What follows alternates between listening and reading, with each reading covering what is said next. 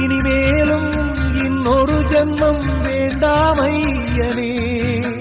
படைத்தாலுந்தன் கோவில் மணியாய் படைப்பாய் ஐயனே. எங்கெங்கும் ஐயப்ப கோஷம் கேட்கின்ற மாமலையில் இல்லென்ற தென்றலும் வீசும் உன் திரு சந்நிதியில்.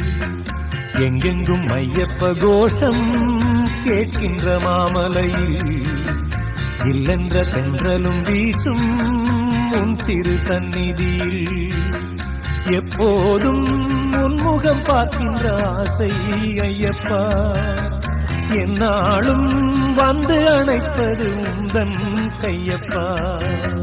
எப்போதும் உன்முகம் பார்க்கின்ற ஆசை ஐயப்பா.